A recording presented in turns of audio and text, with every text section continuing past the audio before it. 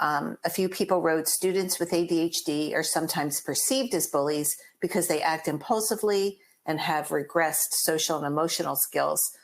Sometimes they have strong emotions and angry outbursts and have difficulty recognizing that their actions hurt others. So is that a definition for bullying? And what can teachers do in these situations?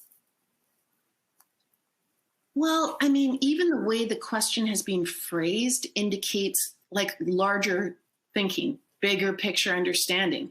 When any of us behave, I mean, I don't know about everybody else on this call, but I have behaved in ways that I'm mortified about, even with my own children. I have yelled at my own children because I'm angry, I'm upset, I'm afraid, I feel threatened, I think they're threatened. That's what human beings do. If you think about now, if you take that even a step further and you think about a dog that's come from an abusive home and they're lashing out all over the place and they think that they're unsafe all the time. You reach out to pet that dog bites your hand.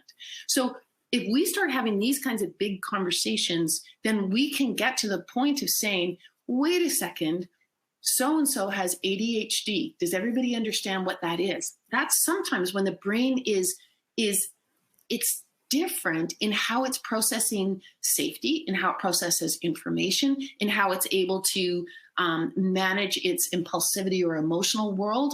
What does that feel like? Have other people ever been there? Other kids? It's a matter of how we talk about it so that, for a child to be able to say, hey, when you do that, that hurts me. We're already getting into a place of shared learning where the child with ADHD is like, oh, so I'm sorry, basically. The mother who yells at her children, I'm sorry. I will go and apologize to my kids and say, I didn't mean to yell. I was under a lot of stress. Please forgive me. And they will forgive me and we move on. That's very different from how a lot of bullying happens today, where the child that's actually doing it is so adept at covering up what they're doing that oftentimes they fool the adults in their world who will tell the child that's targeted, oh, you must be too sensitive. I mean, all of these kinds of things, I think the more we can open up these types of conversations and help children understand how their brain drives them to behave, regardless of what kind of brain they have, and to have a lot of care for each other and language and vocabulary to say, when you behave this way, it hurts me. Here's why. I don't like it. And move on from that kind of place of shared understanding. Okay. Someone writes, our student is being bullied by the school faculty. What can we do? That is a big question. That is the catalyst for my book, The Bullied Brain. In The Bullied Brain, my lived experience was teachers bullying children. That's where I come at this whole issue. And that's why I talk about very taboo subjects, like sometimes the adults are the bullies. And that's very unpopular, but it's a reality. And so it's incredibly difficult. I mean, if it's hard to stop kids bullying kids, imagine how hard it is to tackle adults who bully children and think it's normal and think it's healthy and are getting protected maybe by the administration or whatever. Personally, I mean, this sounds like a cop-out, but it is so hard to change that kind of entrenched culture, and it's so unhealthy for children. If there's any possibility of removing your child from that school, that would be, if my kids were in school, that's what I would do. I'd get them out. Wow. A school psychologist asks, what behavioral management strategies work best for students who are being bullied or who are the aggressors? Yeah, well, I mean, basically, I can imagine for teachers, I get it. It's so stressful already. There's so much demands on their time.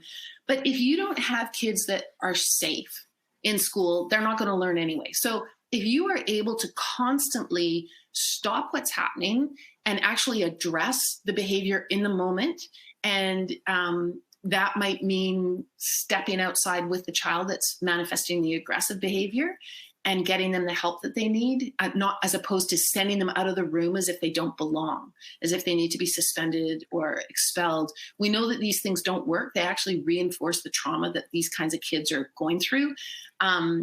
At the same time as we're trying to keep the targets safe. Like, it's a very a school psychologist would know this. It's a massively complicated situation. I personally think that the earlier we start teaching kids to have a shared vocabulary, we could do things like teaching them de-escalation techniques. Like, when you start to feel yourself ramp up, the other kids have a code word to say, you know, that they've all decided with the teacher, they practice, they work together. The teacher can use the same word. And it's really a signal to the brain to say, okay, just a second, you're ramping up. You feel very threatened. We're here for you and we're going to help you. And I mean, even if you switch it like that, chances are it's going to change. And then one of the things I want to see in schools too is a brain safe room. So if you come to school and you feel that impulse to hurt somebody, you actually go to the brain safe room. And there's food there, and there's a consistent caretaker. There's the school psychologist, and he or she knows how to calm you down. There's certain spaces you go to, workstations where you do mindfulness or you do exercise or you talk about what's going on. You do journaling. The research on journaling is unbelievable, how much difference you can make. 15 minutes a day of journaling about trauma.